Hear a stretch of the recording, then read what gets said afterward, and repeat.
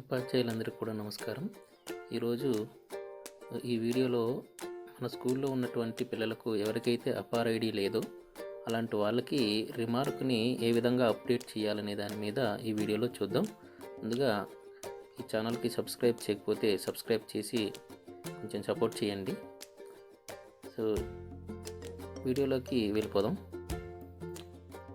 So ముందుగా leap యాప్ని open చేసి మన స్కూల్ లాగిన్ ఏదైతే ఉందో యూడైస్ కోడ్తో లాగిన్ అయ్యి ఇక్కడ టీచర్ సర్వీస్ అని ఉంటుంది. ఆ టీచర్ సర్వీస్లోకి వెళ్ళి క్లిక్ చేయగానే కిందన బాటంలో అపర్ ఐడి నాట్ హ్యావింగ్ స్టూడెంట్స్ అని కనబడుతుంది. అక్కడ క్లిక్ చేయగానే సింక్రొనైజ్ అడుగుతుంది. మనం సింక్రొనైజ్ చేయాలి. స్టూడెంట్ అథెంటికేషన్ కూడా అక్కడ చేయాలి. ఎప్పుడైతే అథెంటికేషన్ చేసామో అప్పుడు అపర్ ఐడిని మనకు ఓపెన్ అవుతుంది. Not having students for example 1వ తరగతి చూస్తున్నాను. ఇక్కడ ఫస్ట్ క్లాస్లో ఒక అమ్మాయి అవ్వలేదు. సో అప్రోప్రియేట్గా ఆ అమ్మాయిది ఏంటి ప్రాబ్లం అనేది మనం ముందుగా ఫైండ్ అవుట్ చేయాలి. ఎందుకంటే మనకు ఆల్రెడీ ఆ ప్రాబ్లం అనేది మనకి తెలిసి ఉండాలి. సో ఆధార్ కార్డ్ని డేట్ ఆఫ్ బర్త్ మొత్తం అంతా కూడా స్పెల్లింగ్తో సహా చూసుకున్నట్లయితే ఏదనేది ఇక్కడ ఉన్నటువంటి రిమార్కులు అన్నిటినీ చెక్ చేసుకోవాలి. ఏదైతే మనకు అప్రోప్రియేట్గా ఉంటుందో దాన్ని మాత్రం సెలెక్ట్ చేయాలి. సో అలా సెలెక్ట్ చేస్తేనే కానీ లేదంటే మనకు ఎర్రర్ మెసేజ్ కూడా వస్తుంది. ఇక్కడ ఫర్ ఎగ్జాంపుల్ నేను ఒక అమ్మాయిది నాన్ రిలేటెడ్గా క్లిక్ చేసి సబ్మిట్ చేశాను.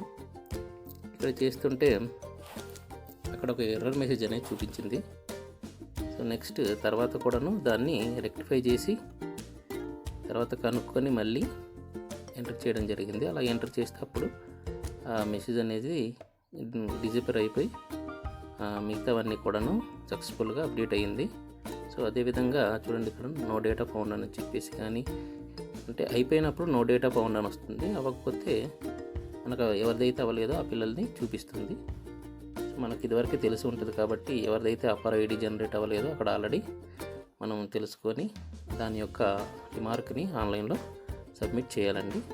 ఓకేనండి. ఈ విధంగా అపర్ ఐడికి సంబంధించినటువంటి డేటాని ఎవరికైతే లేదో అపర్ ఐడి వాళ్ళని ఇందులో రిమార్క్ని అప్డేట్ చేయాలండి.